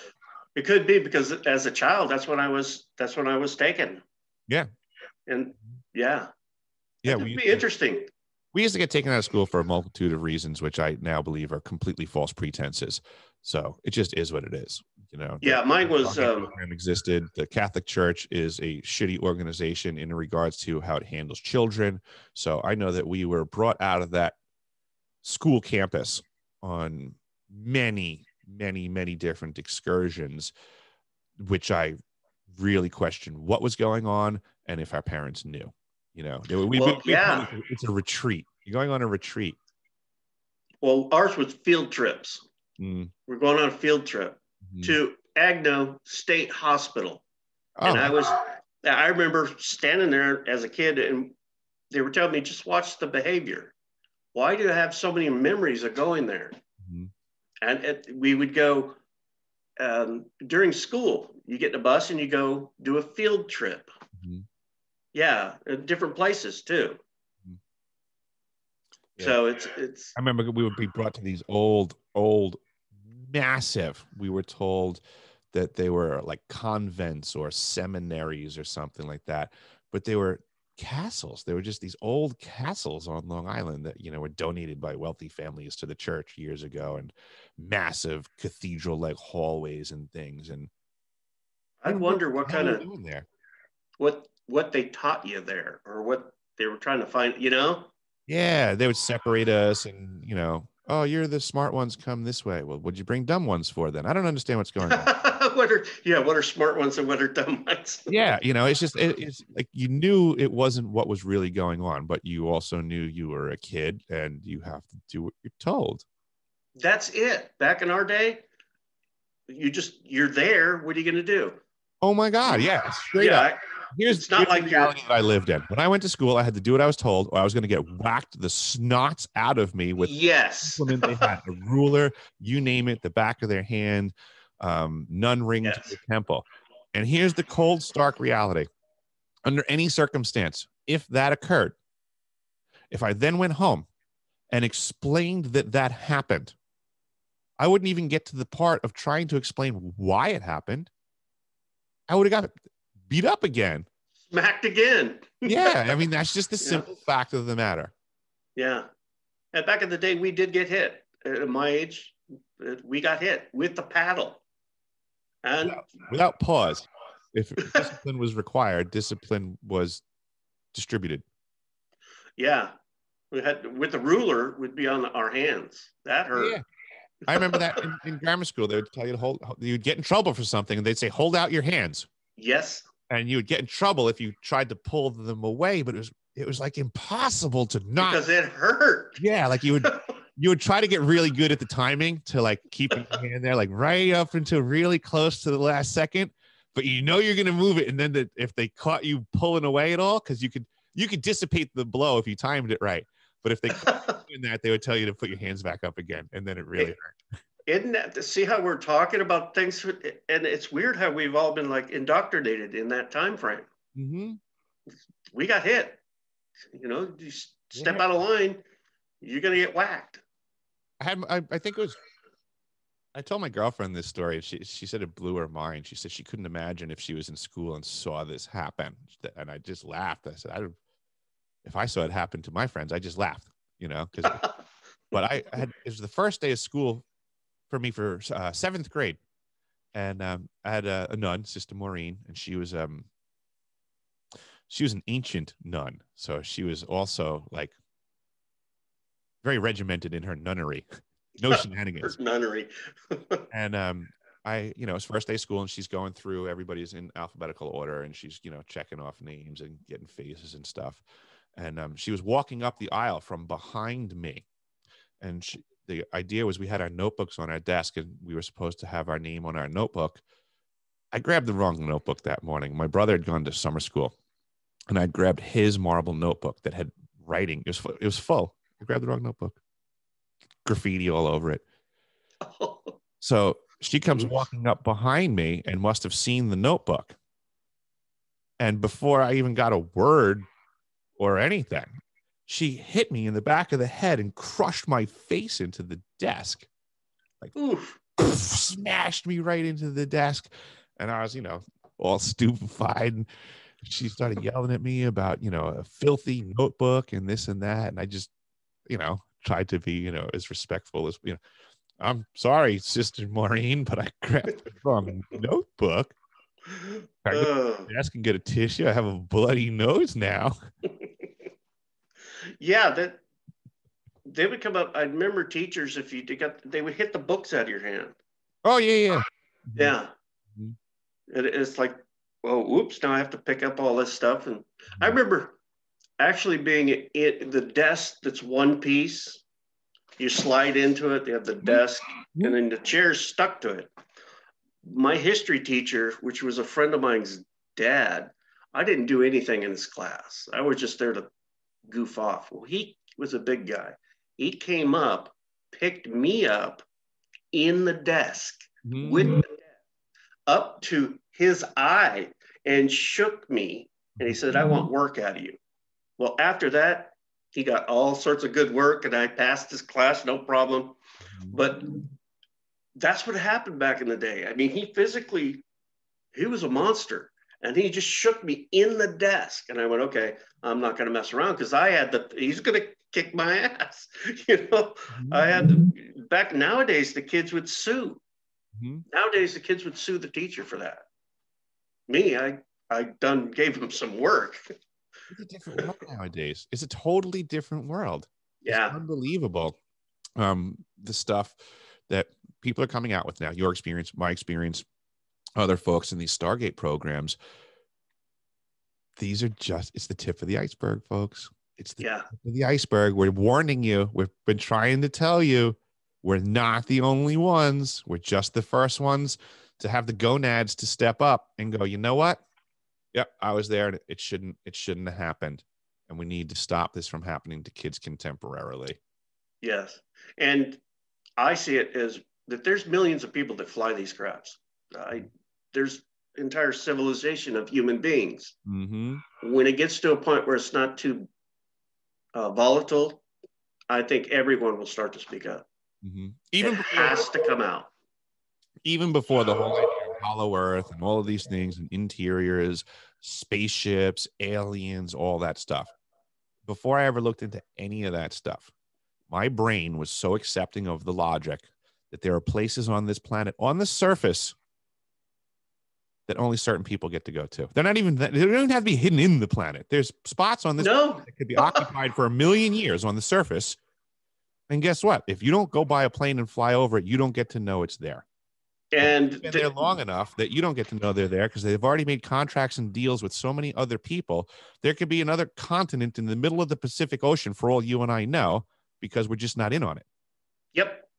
They can say it's that simple. It sank out of the history books, but it's still right where it was. It never actually sank.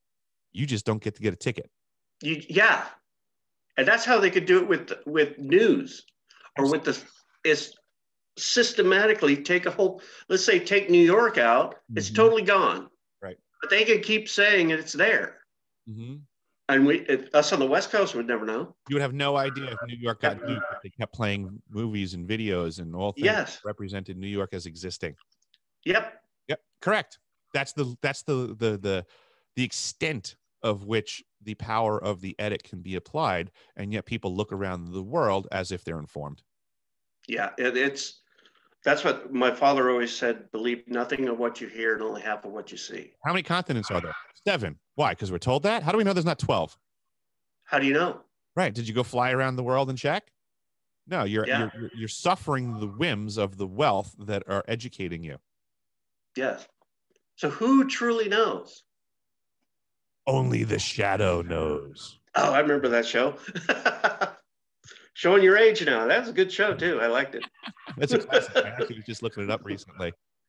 Did you? A lot of disclosure in that. That was why I was looking it up. Well, there's quite a few movies. Look up who they represent the shadow as. Really? Yes. Look up the shadow. Go back on this one. What the mission of the shadow was. He was a wealthy esoteric trained in history schools that had knowledge that he understood contemporarily that people weren't ready to receive. Oops. So he had to fight for the rights of all humanity, for truth that only the shadow knows. Oh, that's only the shadow knows. Yeah. Exactly. That's the whole point of the shadow. Yeah. All esoteric legend and truth that the contemporaries couldn't handle, but he still had to do action. He had good thoughts, but he needed right action. That's a good show. Yeah.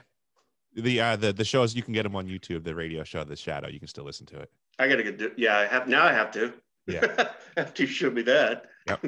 Yeah. Listen to the description. There's they talk about who the shadow is and stuff like that in the intro. And just they give like the little background on who the shadow is. That sounds good. Yeah.